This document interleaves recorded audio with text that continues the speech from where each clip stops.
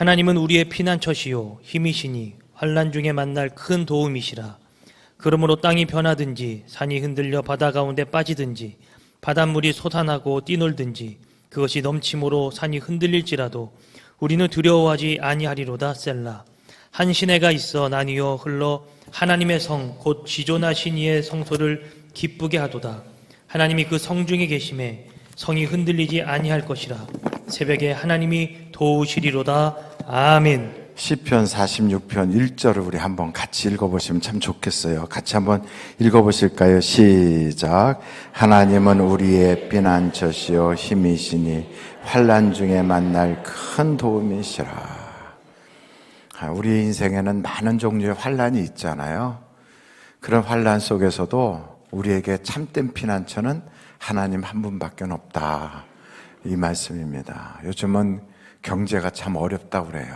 그래서 경제가 어렵다 하다 보면 성도들도 다 그 말한 대로 어려워지고, 사람은 입에서 말이 나가면 그 말대로 되거든요. 말에는 권세가 있어요. 그래서 예언하는 권세가 말 속에 따라오거든요.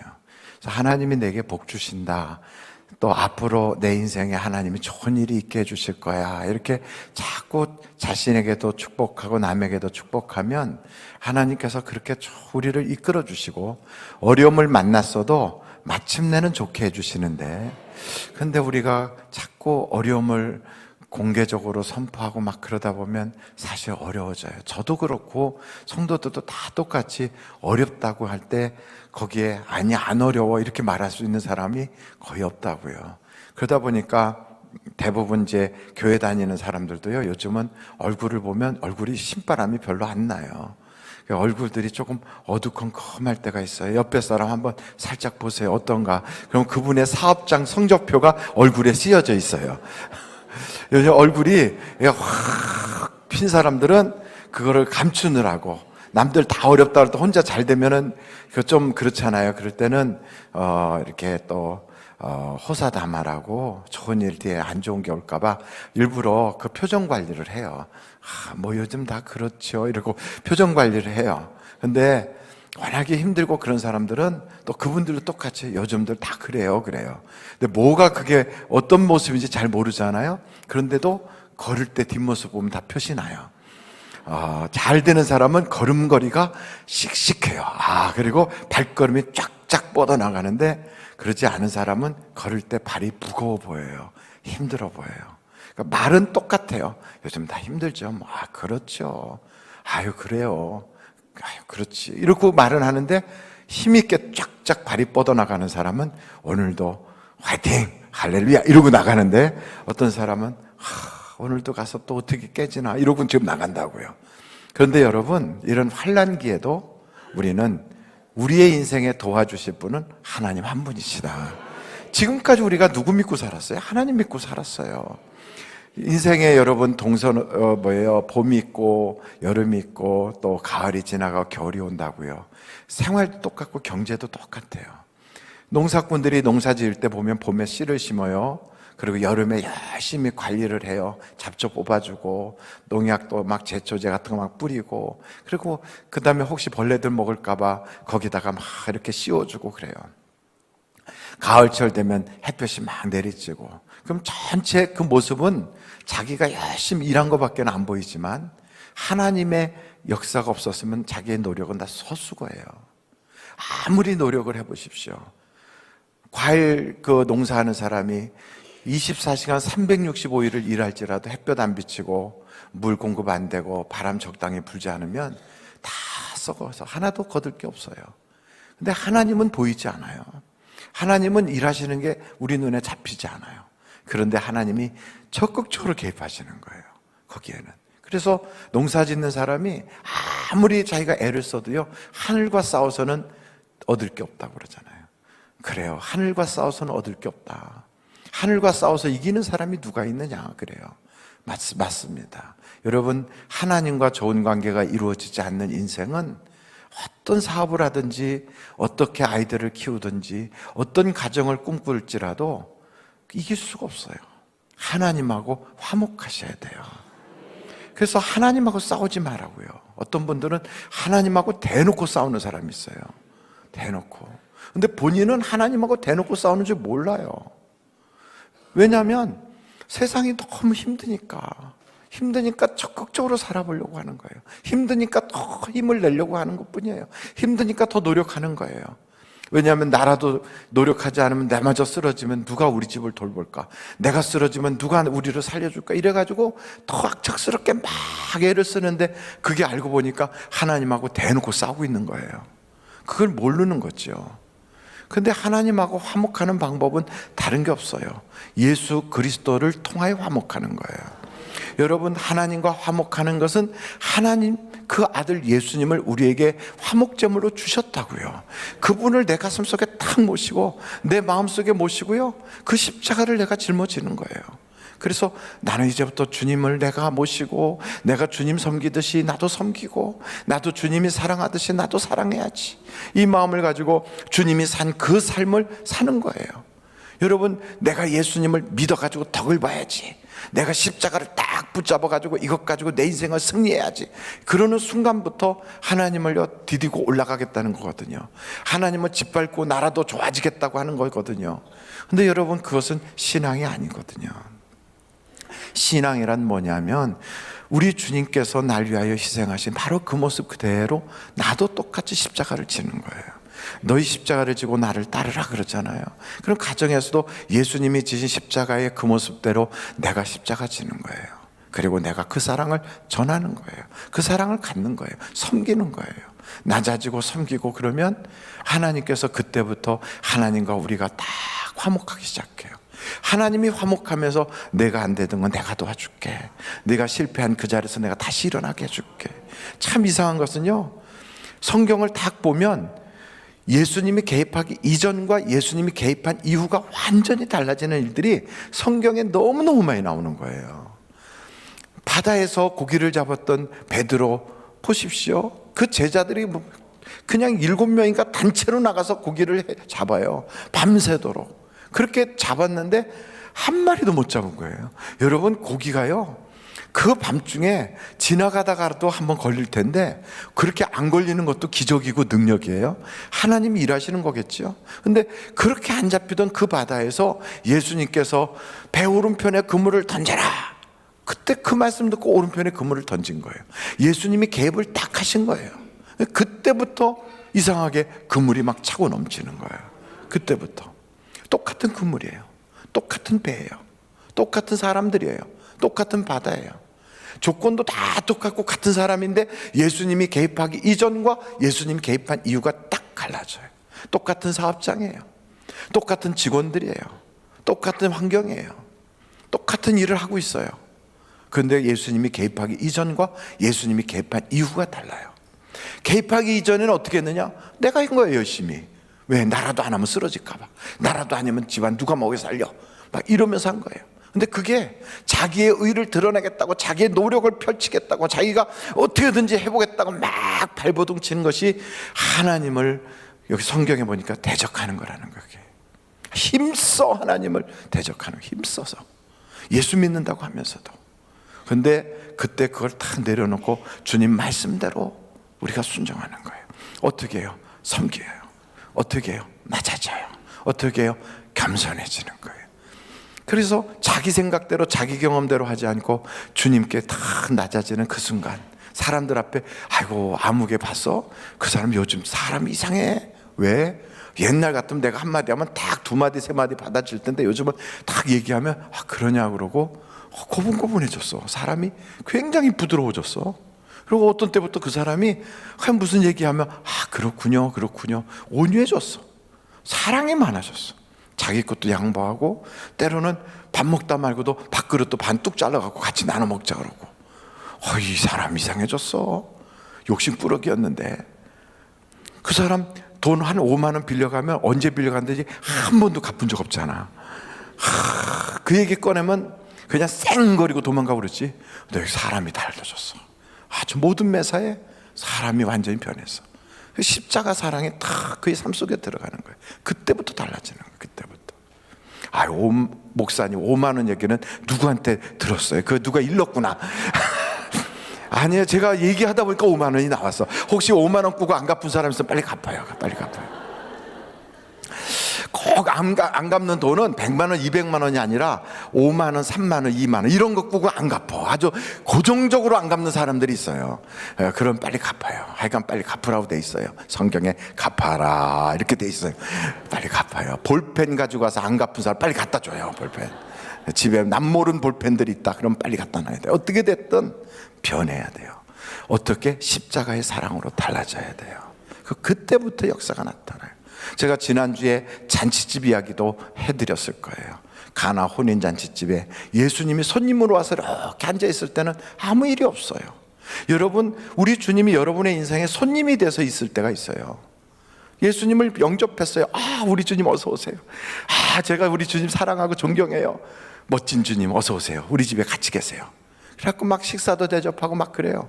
근데 주님은 발언권이 없어. 그냥 손님이니까 그냥 계시는 거예요. 아, 주님 여기 계세요. 가만히 계세요. 그리고 막 하인들한테 주님한테 음식도 갖다 드리고 뭐도 갖다 드리라고 막 그래요. 근데 한 번도 개입하지 않아요. 그러더니 인생에 포도주가 떨어지는 거예요. 건강이 떨어지고 사랑의 감정이 떨어지고 경제적 문제가 생기고 생각지도 못했던 일들이 벌어지는 거예요. 행복한 가정을 이룩할 줄 알았는데, 그 사람만 만나면 인생이 확 달라질 줄 알았는데, 그 사람하고 같이 살면 정말 밤이고 낮이고 항상 천국일 줄 알았는데 살다 보니까 아닌 거예요. 포도주가 떨어지듯이 인생의 맛이 떨어졌어요. 사는 게 아니에요. 모래 씹는 것 같아요. 바로 그 순간 우리 주님이 개입하시는 거예요. 주님이 찾아오셨어. 그 전까지는 손님이었는데 그때 비로소 주님이 말씀하세요. 아구까지 물을 채워라. 말씀으로 채워요. 기도로 채워요. 내 힘 가지고 안 되던 거예요. 힘들었어요. 근데 주님께, 주님, 내가 살아보려고 했는데 안 되네요. 주님, 정말 내가 뭔가 해보려고 했는데 내 힘 가지고 안 돼요. 내가 이렇게 될 줄 몰랐어요. 이게 사는 건지 싶어요. 그래서 주님께 막 매달렸더니 아구같이 채우라는 거예요. 그래서 아주 적극적으로, 즉각적으로 100% 순종을 했어요. 물을 떠다 연회장하게 주래요. 나는 기도했을 뿐이에요. 나는 그냥 순종했을 뿐이에요. 나는 뭐 그게 어떻게 될지 몰랐어요. 그런데요, 놀라운 것은 예수님이 개입하고 나면 그때 내가 생각지도 못했던 축제의 장으로 확 바뀌어요. 그때부터 잔치집 인생이 되는 거예요. 여러분, 그래서 주님이 탁 오시면 어둠에서 빛으로, 사탄의 것에서 하나님의 것으로 우리의 신분도 바뀌고 생활도 바뀌고 우리의 인생이 달라지는 거예요. 그래서 예수 믿기 전에 우울했어요. 교회를 다녀도 우울했어요. 사는 게 아니에요. 교회 내가 30년 다녔어요, 40년 다녔어요 해도 기쁨이란 없어요. 잠깐 기뻤던 적도 있었어요. 살펴보면 언젠가 생각해봤더니 처녀 때 기뻤어. 처녀 때. 그리고 그 인간 만나고 나서부터는 사는 게 아니야. 웃는 분들은 다 저하고 뭔가 통하는 게 있는 것 같아요. 그 인간을 만난 게 그때 사고 친 거야. 야, 내 인생에 정말 그때 그것을 만나지 말았어야 되는 건데. 근데 그게 다 하나님의 섭리인 걸 아십니까?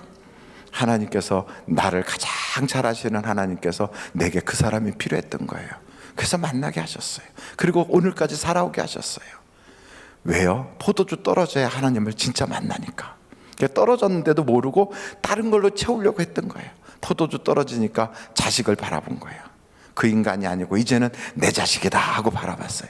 그랬더니 나중에 이렇게 말해요. 남편 복 없는 년은 자식 복도 없더라 이러고 그러고서 넋을 놓고 앉아있어요. 하여간 인생이 그렇게 꼬부라질 줄 몰랐어. 어떻게 나면 전부 다 왼수 같은 것들만 나오는지, 내 인생이 왜 이렇게 힘든지. 여러분, 그것은 인생이 힘든 게 아니에요. 내 속에 십자가가 없어서 그래요. 십자가. 하나님과 싸우고 있어서 그래요. 여러분, 하나님과 화목하십시오. 하나님과 싸워서 농사가 되겠어요? 보이지 않는 하나님이 농사 다 져주는 거예요. 우리는 다만 물만 댔을 뿐이고, 우리는 잡초만 뽑아줬을 뿐이고, 우리는 농약만 쳤을 뿐인데 자라게 하시고 열매 맺게 하시고 그것이 아름다운 상품이 되게 하시는 분은 하나님이시란 말이에요.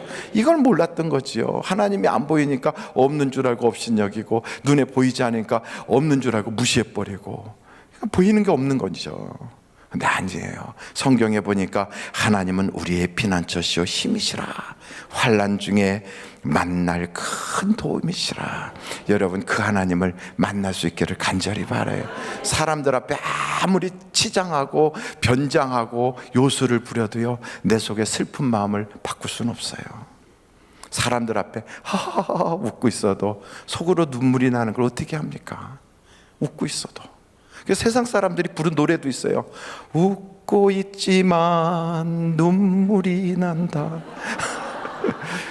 겉으로는 웃어요. 그런데 속으로 눈물이 나요. 눈물이 나. 목사님은 그런 노래 어떻게 알아요? 어느 날 그 라디오 볼륨을 돌려가다 보니까 웃고 있지만 눈물이 난다. 야, 이거 신기하다. 어떻게 이런 게 다 있나 했더니 그게 그래요. 하나님과 왼수됐을 때, 하나님하고 싸우고 있을 때 웃고 있어도 웃는 게 아니에요. 그러니까 사람들이요, TV 앞에서 코미디 풀어놓고서도 웃지 않고 가만히 있어요.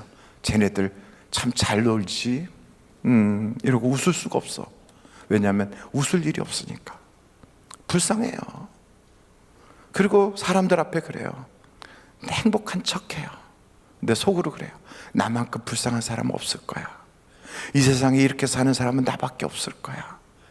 정말 그러고 살아요. 그런데 여러분, 하나님이 여러분 보고 계신 걸 아십니까? 하나님은 다 알고 계신 걸 아십니까? 성경에 딱 보면 여러분, 요한복음 2장에 이 놀라운 말씀이 하나 다 기록이 되어 있어요. 요한복음 1장을 딱 보면 나다나엘이 주님 앞으로 오는 거예요. 나다나엘이 주님 앞으로 딱 오는데, 그 나다나엘을 먼저 가서 만난 사람이 빌립이었거든요. 예수님은 거기에 계시지도 않았어요. 그런데 나다나엘이 딱 오는데 주님이 그래요. 이스라엘 중에 참 이스라엘 사람이로다. 그러니까 나다나엘이 그러잖아요. 당신이 나를 어떻게 아십니까? 그때 그래요. 빌립이 너를 만나러 가기 전에 내가 무화과나무 아래에 앉은 걸 내가 보았다. 여러분, 그 무화과나무 아래에서 아무도 없는 그 자리에서 나다나엘이 무엇을 했는지는 설명하지 않아요. 그런데 주님은 봤다는 거예요. 그 한마디에 나다나엘이 후룩 하고 무너져 버렸어요.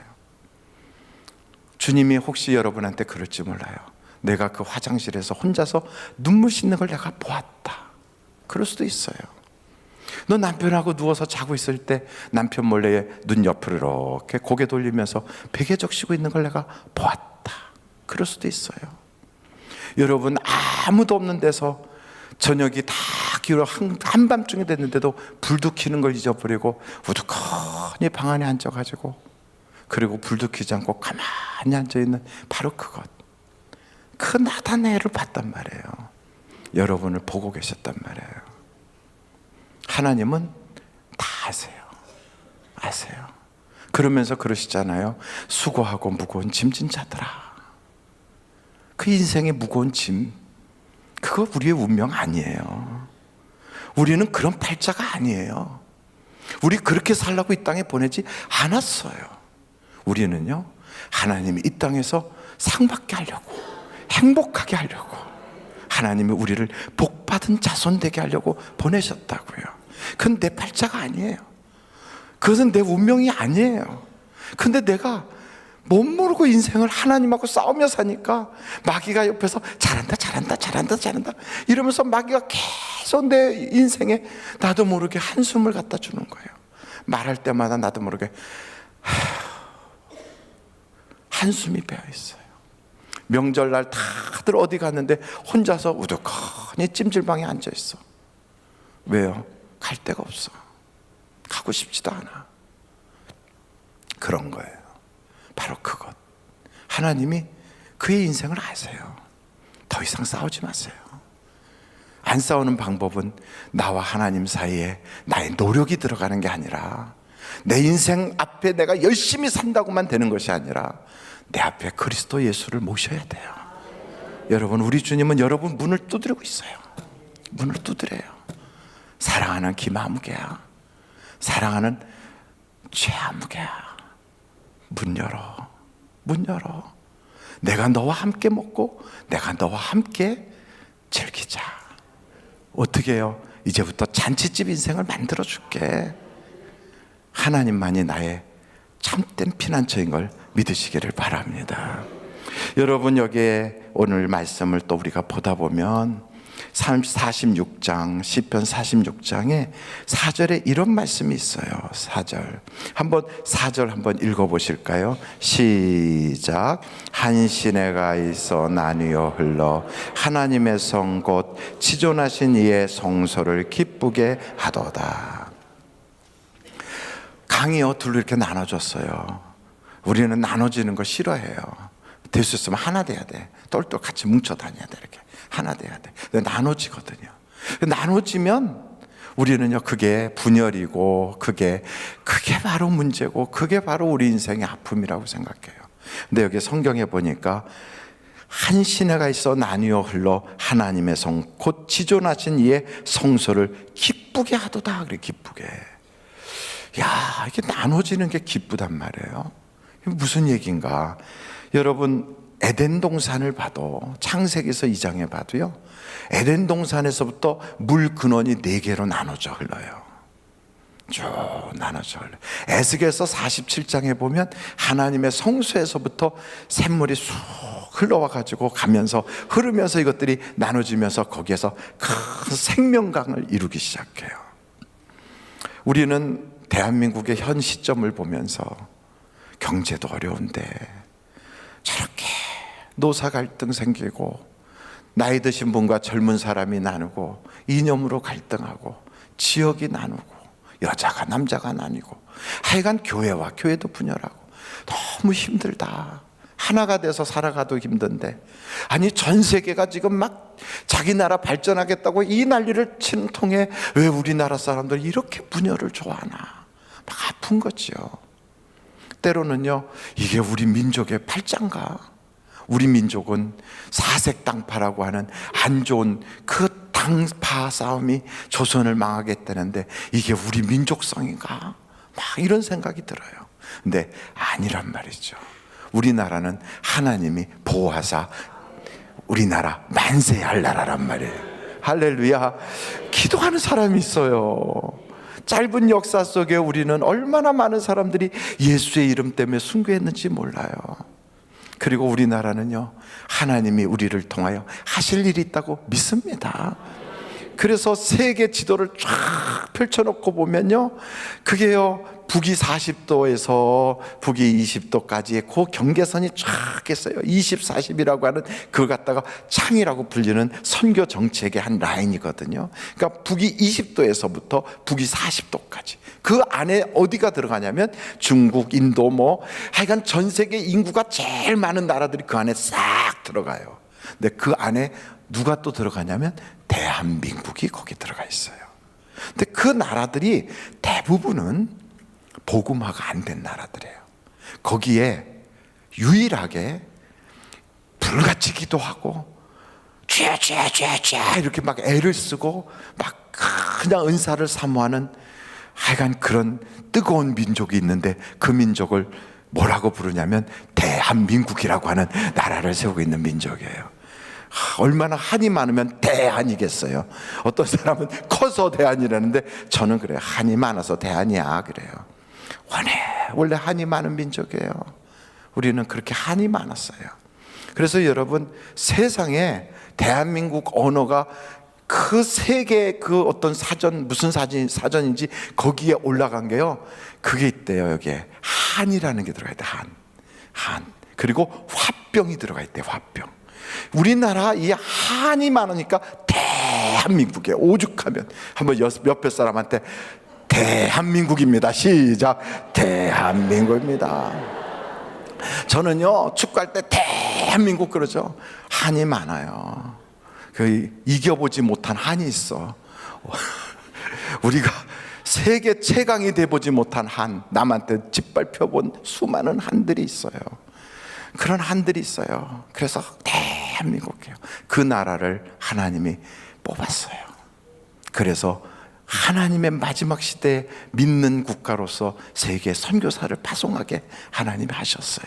그렇기 때문에 우리나라는 분열되는 것 같아도 그게 다양성이 나타나는 거고요. 그게 막 갈라지는 것 같아도 그걸 통하여 여러 사람들을 포용할 수 있는 능력을 키우게 하고요. 나중에는 이 모든 것을 이해할 수 있는 넓은 마음을 가지고, 우리도 갈라져 봤거든. 우리도 서로 미워해봤거든. 우리도 그런 거 다 해봤거든. 그런데 결국 하나님 안에서 우리는 하나가 될 수 있어. 세상에 정치 가지고 안 되더라. 이념 가지고 안 되더라. 세상에 우리가 배웠다는 지식 가지고 안 돼. 철학 가지고도 안 돼. 아무 것 가지고도 안 돼. 우리가 민족애를 가지고도 안 돼. 혈연 가지고도 안 돼. 같은 집안 식구라고도 안 돼. 그런데 하나님 사랑으로는 되더라. 이걸 가르치시려고 하나님이 우리 민족을 그냥 꼭 색동저고리 만드는 것처럼 쪽쪽 가르치는 거예요. 쪽쪽. 야, 우리 하나님께서요, 우리 민족은 색동저고리에 한복을 좋아해서 몇 번 찢어진다고 원로 목사님 날마다 하시던데, 한복 만드는데 몇 번 찢어진다고 그래요? 이렇게 설교를 들어도 잊어버리니까 얼마나 감사한지. 그래갖고 저 요셉의 색동저고리 이야기하면서 한복은 몇 번 찢어져야 돼요? 몰라요? 저도 한복, 이옥주 권사님 계시면 알 텐데, 한복을 쫙 한마 두마에 갖고 쫙 찢어가지고 그래갖고 한복을 만든대. 몇 번 찢어져야 된다고 그러는데 모르겠어요. 잊어버렸어요. 근데 여러분, 우리는 찢기고 찢겼어요. 수도 없이 찢겼어요. 근데 우리가 하나 돼 보려고 해도 안 돼. 우리 힘 가지고 안 돼. 우리나라 지금 좌우 하나가 되겠습니까? 촛불 태극기 하나 되겠습니까? 동서 하나 되겠습니까? 남녀 하나 되겠습니까? 노인 젊은이 하나 되겠습니까? 가진 사람 못 가진 사람 하나 되겠습니까? 힘들어요. 참 힘들어요. 그런데요, 이렇게 찢긴 민족도 별로 없을 거예요. 이렇게 서로 상처 준 민족도 별로 없을 거예요. 이렇게 정말 기가 막히잖아요. 여러분, 살인 강도는 참 불쌍하다 이렇게 되는데요, 나하고 생각이 다른 사람은 죽여버려야 돼 이렇게 돼요. 무서운 거 아닙니까 여러분? 나하고 생각이 다른 것뿐이에요. 나하고 이념이 달라요. 그런데 죽여버리고 싶다는 마음이 생겨요. 저 공산당 죽여버려야 돼, 막 저 보수 죽여버려야 돼, 막 이런 생각이 들어요. 그리고 저 죽여버려야 돼. 근데 인격적으로 그 사람이 무슨 죄가 있다고, 뭐 그렇게 죽을 죄를 졌다고. 뭐가 다르다고요? 생각이 다른 것뿐인데 살인하고 싶은 마음이 쑥 들어요. 왜 그런 줄 아십니까? 정치는 원래 그런 거예요. 정사와 공중것에 잡은 자들은 원래 그렇게 되는 거예요.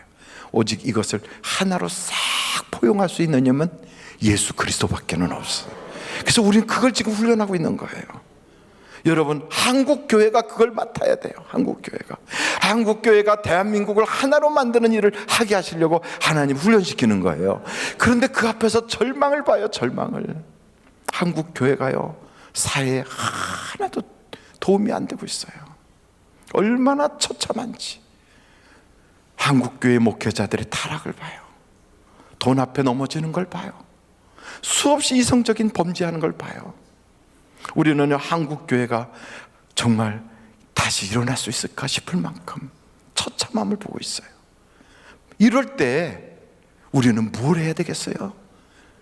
여기를 봐도 저기를 봐도 어디를 봐도 소망이 없는 거예요.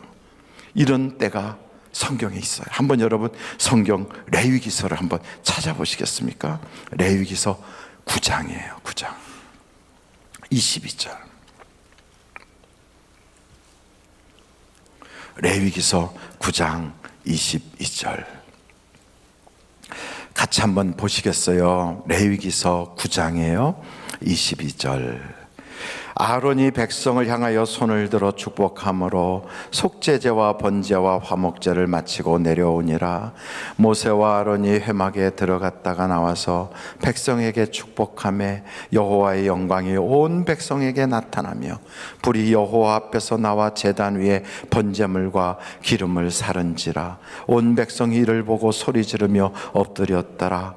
아론의 아들 나답과 아비후가 각기 향로를 가져다가 여호와께서 명령하시지 아니하신 다른 불을 담아 여호와 앞에 분향하였더니 불이 여호와 앞에서 나와 그들을 삼키매 그들이 여호와 앞에서 죽은지라. 이게요, 레위기서 9장 말미부터 10장까지 이렇게 쫙 나오는데 여러분, 이 당시의 모습이 뭐냐면 하나님이 이스라엘 백성을 애굽에서 건져줬어요. 홍해가 갈라졌어요. 그리고 쓴물이 단물이 됐어요. 그리고 시내산에서 하나님이 모세에게 말씀을 주시고 성막을 알려줘요. 이렇게 하라. 그래서 그걸 알고 와서 백성들이 막 힘이 나가지고 하나님은 우리의 하나님, 하나님 우리 편, 그래갖고 하나님께 번제단을 쌓았더니 하늘에서부터 불이 어마어마한 사건이 벌어졌어요. 모든 백성들이 땅에 엎드려서 하나님께 영광 막 이러는 거예요. 이 영광이 우리나라에 있었다고요. 이 영광이 온 강토에 기도하는 사람들이 막 불 받았네, 성령 받았네. 막 우리나라에 곳곳에서 한강의 기적이 있기 전에 이미 성령의 바람과 성령의 불이 막 교회마다 기도원마다 막 차고 넘쳤어요. 엘리야의 제단에 불이 쏟아진 것처럼 이 땅에 여호와의 영광을 봤단 말이죠. 그래서 온 백성들이 우리나라는 하나님이 보호하셔. 기도하는 사람들의 입에서 입으로 대한민국은 될 거야, 될 거야. 전 세계 최빈국 중에 하나였던 한국을 세계의 열강의 나라로 어깨를 쫙 올리도록 하나님 세워주셨어요. 왜요? 우리나라를 통하여 복음을 일으키시려고. 왜요? 우리나라를 통하여 세계의 수많은 가난한 나라들로 하여금 소망을 갖게 하려고. 왜요? 우리나라가 해야 될 사명이 있으니까 탁 올려놨어요. 그랬더니요, 이 종교 지도자들, 아론의 아들들, 여기 보니까 성경을 딱 보니까 여기에 바로 아론의 아들 나답과 아비후가 교만해진 거예요. 이게 자기의 힘인 줄 알았던 거예요. 이게 자기의 능력이고 자기의 열심의 결과인 줄 알았던 거예요. 교만해진 거예요. 하나님의 은혜와 능력을 사유화하기 시작한 거예요. 하나님이 내리치신 거예요. 다른 불을 들였어요. 그래서 죽어버렸어요. 순간 하늘 찌를 듯이 올라갔던 그 영광이 순식간에 나락으로 팍 떨어진 거죠. 이게 바로 레위기 10장의 사건이에요. 나답과 아비후의 사건. 아론의 아들들이 그 자리에서 죽어버렸어요. 저도 목사 아들이에요. 저희 외가 쪽으로는 3대 4대째 예수를 조금 믿어오는 집안이에요. 저희 아버님도 다 이렇게 믿어서 저는 복받은 사람이라고 그래요. 그런데 여러분, 대한민국의 요즘을 보면 목사가 창피해요. 목사인 게 부끄러워요. 예수 믿는다고 밖에 나가서 말도 못해요. 한국에 이 찢어지고 갈라진 것을 하나님이 교회 보고 삼해라 하셨는데 교회가 그 역할을 할 수 있는 힘이 없어요. 너무 아파요. 어떻게 해야 되겠습니까? 그래서 오늘 이 말씀이 나온 거예요. 시편 46편의 말씀이, 여러분 한번 같이 읽어보시면 참 좋겠어요. 5절, 6절, 7절까지 다시 한번 5절, 6절, 7절을 같이 한번 읽어보시겠습니다. 시작. 하나님이 그 성중에 계심에 성이 흔들리지 아니할 것이라. 새벽에 하나님이 도우시리로다. 문나라가 떠들며 왕국이 흔들렸더니 그가 소리를 내심에 땅이 녹았도다. 만군의 여호와께서 우리와 함께 하시니 야곱의 하나님은 우리의 피난처시로다. 아멘. 그래서 우리는 다시 외쳐야 돼요. 하나님께로 돌아가자. 하나님께로 돌아가야 돼요. 여러분, 우리는 사명이 있어요. 우리나라는 은혜를 받았어요. 우리는요, 하나님의 살아계심을 체험한 민족이에요. 우리는 해야 될 일이 너무너무 많아요. 하나님이 우리에게 기회를 주셨어요. 그 기회가 우리가 이거 헛되이 보낼 수 없는 기회들이에요. 그러므로 여러분, 우리는 다시 하나님께로 돌아가야 돼요. 하나님께로. 그래야 살 길이 열려요. 살 길이. 하나님께로 돌아가지 않으면 우리나라가 어떻게 될지 몰라요. 여러분, 하나님께서 남북을 통일시키겠다, 너무 좋지요. 그런데 한국 교회가 너무 교만해. 한국의 목회자들이 너무 교만해. 한국의 성도들이 하나님을 멀리하고 있어. 물질에다 굴복하고 있어. 그렇다면 하나님께서 한번 내가 흔들어야지 하시면 어떤 일이 벌어질지 몰라요. 한번 내가 싹 물갈이를 해볼까? 그래서 하나님께서 우리나라의 교회들을 한번 싹 정리하듯이, 그렇게 하면 우리나라가 베트남 같이 될 수도 있어요. 10,000명만 죽으면 우리나라가 잠잠히 통일될 수 있겠지, 그렇게 주장하는 사람도 있어요. 얼마나 좋은 기회가 얼마나 슬픈 위기로 바뀔 수도 있어요. 아무리 슬픈 위기지만 굉장히 기쁜 하나님의 축복으로 바뀔 수도 있어요. 이 모든 것을 주관하시는 분은 하나님이시란 말이에요. 하나님. 우리 민족은 하나님 앞에 있어요. 여러분, 이 모든 일에 하나님께서 이스라엘, 저 유다를 어떻게 다루셨는지를 우리가 살펴볼 필요가 있지 않겠습니까? 한번 역대하 36장을 찾아보시겠어요? 역대하 36장이에요. 왜 이스라엘이 멸망했는가? 왜 그 유다가 예루살렘 성전도 있고 하나님께서 그렇게 눈동자처럼 지키신다고 했던 그 성전도 있는데 그걸 무너뜨려 버렸을까? 그 이유가 역대하 36장 13절, 역대하 36장 13절부터 보겠어요. 또한 느부갓네살 왕이 그를 그의 하나님을 가리켜 맹세하게 하였으나 그가 왕을 배반하고 목을 곧게 하며 마음을 완악하게 하여, 그 다음에 중요해요. 다 같이 한번 읽어보실까요? 시작. 이스라엘 하나님 여호와께로 돌아오지 아니하여. 이게 중요해요. 여호와께로 돌아가야 되는데 돌아가지 않는 거예요. 돌아가지 않아요. 한국교회가 돌아갈 힘을 잃은 것 같이 돌아가질 않아요. 말로만 돌아가재요. 그래서 돌아가질 않아요. 두 번째 14절을 제가 읽겠습니다. 모든 제사장들의 우두머리들과 백성도 크게 범죄하여 이방 모든 가증한 일을 따라서 여호와께서 예루살렘에 거룩하게 두신, 그 다음에 뭐라고 그랬어요? 한번 읽어보실까요? 시작. 그의 전을 더럽게 하였으며. 하나님의 전을 더럽혔다는 거예요. 여러분, 고린도전서에 보면 하나님의 전을 더럽히면 하나님도 그를 멸하시리라 그랬어요. 고린도전서, 나중에 여러분들이 혹시 기회가 되신다면 한번 보십시오. 고린도전서 3장이네요. 3장 16절 17절. 너희는 너희가 하나님의 성전인 것과 하나님의 성령이 너희 안에 계시는 것을 알지 못하느냐? 누구든지 하나님의 성전을 더럽히면 하나님이 그 사람을 멸하시리라. 하나님의 성전은 거룩하니 너희도 그러하니라. 성전을 더럽히면 하나님이 멸하신대요. 여러분, 성전, 우리 몸도 성전이에요.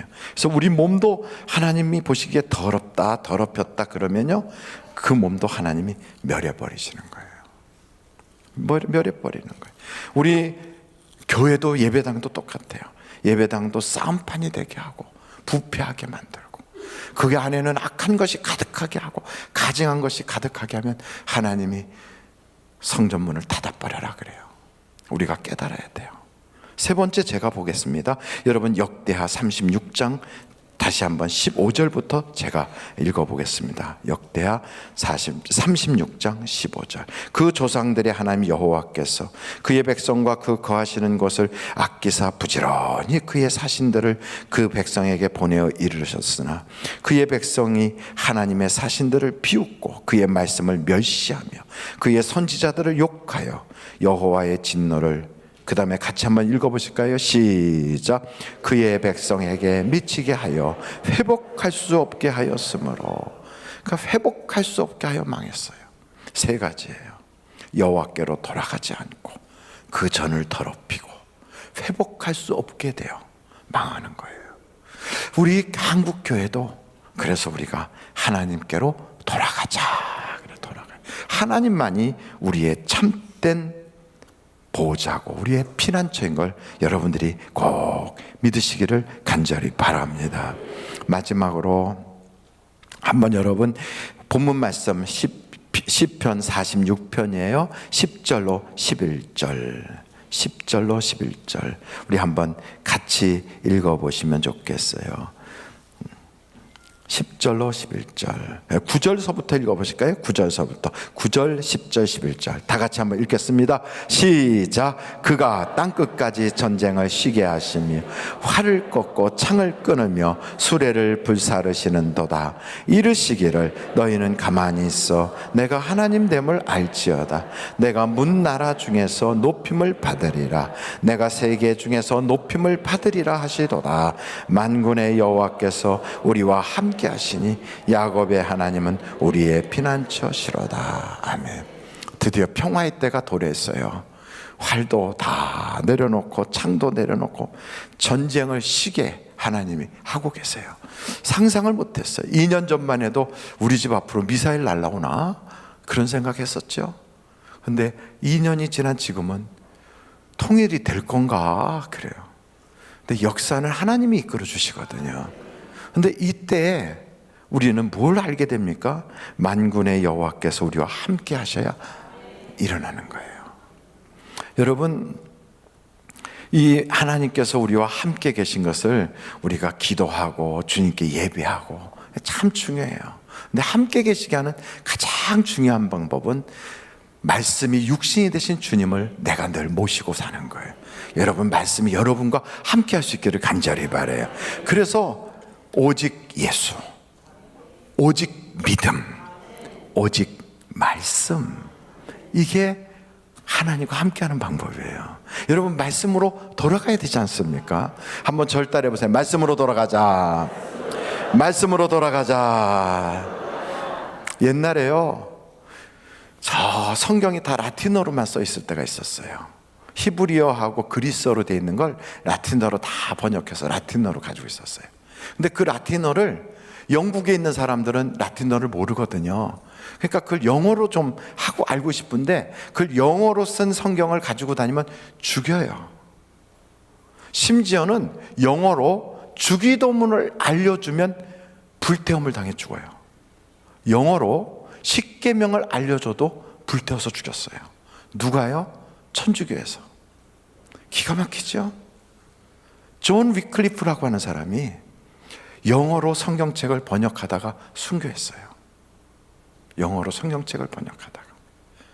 그리고 여러분들이 윌리엄 딘테일이라고 하는 사람이, 이 사람이 1525년도에 성경책을, 신약 성경을 영어로 번역을 했거든요. 그를 죽이려고 얼마나 많은 사람들을 보냈는지 몰라요. 숨어갖고 번역을 했어요. 이 사람이요, 옥스퍼드 대학교하고 케임브리지 대학을 나온 사람이에요. 똑똑하고 7개 국어를 하는 사람이에요.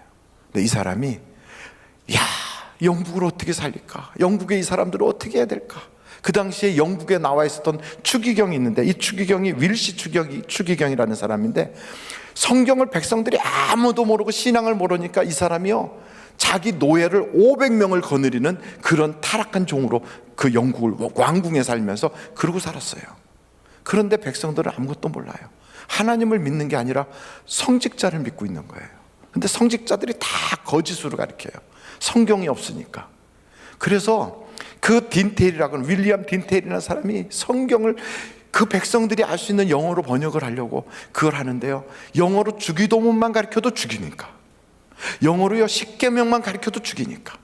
그래갖고 이 사람이 성경을, 영어로 신약 성경을 번역해 놓고 그걸 쓴 거예요. 써서 한 권을 만들면 주는 거예요. 우리 요즘 그런 거 하죠. 그 뭐예요? 성경 필사. 성경을 필사하는데 10달이 걸렸대요. 이 사람이 그 당시에.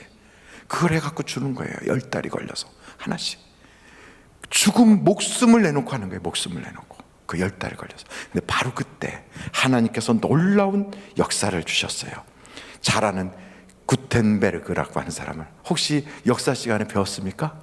뭐 한 사람이에요? 인쇄술을 발견한 사람이에요. 금속 활자를 발견했어요. 이 사람이요, 금속 활자를 발견해 갖고 이 딘테일이라고 하는 사람이 쓴 성경을 그냥 막 인쇄로 찍어내기 시작한 거예요. 이때 할렐루야가 나와야 돼. 할렐루야. 그래가지고 이걸요, 막 술통 있죠, 술통. 술통이 그때 그렇게 쓸 줄 몰랐어요. 술통 속에다가 성경을 넣어가지고 위에다가 밀을 뒤집어 써가지고 그걸 봉을 해갖고요, 술통 있잖아요, 저 유럽에 가면 술통, 그 속에다 성경을 넣어서 영국으로 막 보낸 거예요. 상인들이 막 가지고. 영국에 5만 권이 풀렸어요. 신약 성경이.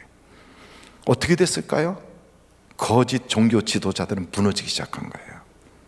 딘텔 이걸 죽이겠다고요. 막 사람 자객을 보내고 온갖 사람을 보내갖고 결국은 딘텔이 잡혔어요. 이 사람이 잡혀서 거의 재판도 받지 못하고요, 처형을 당하는 거예요. 그 주교 앞에서 주교가 막 고문하고 온갖 고문을 많이 했어요. 그랬더니 그 사람이 뭐라고 얘기했는지 아세요? 내가 성경을 왜 번역했는 줄 알아? 성경을 가지면 국민을 위한 정부가 세워지거든. 그 얘기를 했어요. 여러분, 이 유명한 이야기는 나중에 게티즈버그라고 하는 그 지역에서 아브라함 링컨에 의해서 연설됐던 바로 그거예요. By the people, for the people, 그런 거 있죠? 예, 국민을 위한 정부가 세워질 거예요. 바로 이 사람이 얘기한 거예요. 성경을 가지면 민주주의가 되거든. 성경을 가지면 모든 백성이 추기경보다 더 똑똑해지거든. 성경을 가지면 백성들의 눈이 어둠에서 빛으로 뜨거든. 그래서 내가 성경을 번역한 거야. 그러면서 이분이 그 얘기를 한 거예요. 밭에서 괭이를 가지고 농사 짓는 사람도 추기경보다 더 하나님을 잘 섬기는 때가 올 것이다 그랬어요. 여러분, 그 성경을 우리 교회가 지금 쓰고 있어요. 어떻게 하시겠어요? 어떻게? 그래서 성경 필사로 감사하자 들고 올라왔어요. 이거요, 영국 사람들은 영어로 이거 하나 한 줄 쓰려면 생명 걸어 됐어요. 그래서요, 영국 사람들이 만든 그 성경책 있죠? 킹 제임스 버전, 그거 나오기 바로 전에 딘텔이 만든 그 번역한 성경책을 가지고 킹 제임스 버전 만들고 그랬거든요. 근데 그 어찌됐던 위클리프 성경부터 시작해서 이 번역의 역사들이 쭉 가는데 우리는 그런 순교할 이유는 없어요. 그냥 쓰면 돼요.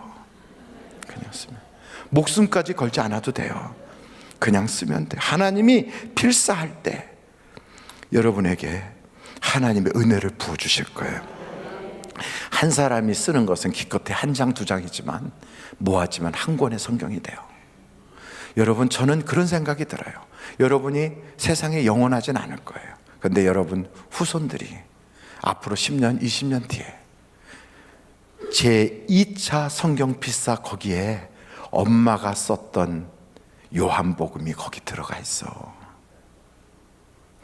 너가 한번 봐라. 가보가 될 수도 있어요. 거기 남들이 다 안 쓰려고 했던 레위기서, 그 복잡하게 생겼지 않니? 그거 아버지가 그거 너를 생각하면서 2장을 썼어. 그게 거기 기록돼 있거든. 너 한번 봐봐. 여러분, 그 성경이 다 필체가 다르고 이름이 다르고, 그리고 그 글씨체가 다 다른 사람들이 모아서 쓴 그 성경 한 권 한 권이 나중에 여러분 자식이 10년, 20년, 30년 뒤에 여러분이 자식들에게 편지를 써주지 못해도 성경을 쓴 것을 남겨줄 수 있어요. 이거 우리 엄마가 쓴 거야. 그때 그럴 거예요. 이거 우리 아버지가 그때 그렇게 힘든데도 나 생각하며 썼다고 그러셨어. 그러실 거예요. 제가 써보려고 했더니 정말 어렵더라고요. 글씨가 잘 안 써져요. 또 떨리기도 하고, 또 한참 쓰다가 중간쯤 썼는데 틀려가지고 찢어야 될 때 입에서 S 소리가 나올 뻔했어요. 힘들어요. 그런데요, 그게 나중에 기록물이 되는 거예요. 교회 역사가 아니라 여러분의 가정의 역사가 될 수 있어요. 남대문은 국보 1호라고 그래요. 불타서 없어져 버려갖고 새로 짓고 나니까 남대문 볼 때마다 좀 마음이 심숭생숭해요. 그거하고는 비교할 수 없어요. 우리 집안의 가보 1호, 엄마가 쓴 성경, 그렇게 될 거예요. 우리 집안에 흐르는 하나님의 축복의 유산, 아버지께서 쓰신 예레미야서 42장, 그게 될 거예요. 왜 제가 거기를 이야기했냐고요? 아직도 기회가 있기 때문에. 바로 거기에 아직도 내려가셔서 한번 보세요. 아직도 기회가 있어요. 쓰신 분은 더 쓰셔도 돼요.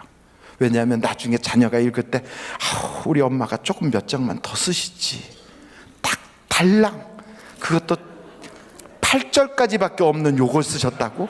그럴까봐 달랑 그럴까봐. 아무개는 119편까지도 썼는데 우리 엄마는 왜 달랑 8절까지 있는 거 이렇게 썼을까? 이럴까봐 제가 기회를 더 드리는 거예요. 여러분, 성경으로 돌아갑시다. 우리 장로님만 아멘을 크게 하셨어요. 요즘 장로님이 새벽마다 나오셔서 그거 붙잡고 기도하세요. 하나님, 빈자리가 없게 다 해주세요. 이렇게 기도하고 계세요. 근데 여러분, 이건 지금은 웃지만 나중에 여러분의 집안의 자녀들은 그걸 떨리는 손으로 볼 거예요. 우리 엄마가 이렇게 하셨구나, 우리 아버지가 이렇게 하셨구나. 우리에 있어서 모든 흔들리는 요동하는 세상에서요, 나의 피난처는 하나님밖에 없어요. 그리고 우리나라를 탁 지켜주실 분도 우리 하나님께 기도하는 길밖에 없어요. 그리고 우리가 다시 그 은혜를 회복하는 길도 말씀으로 돌아가는 수밖에 없어요. 기도하고 주님께 말씀으로 돌아가고 하나님 십자가를 우리 앞에 딱 세우면 여러분, 생각지도 못했던 축복의 시간이 이제부터 꿈같이 여러분에게 올 줄로 믿습니다.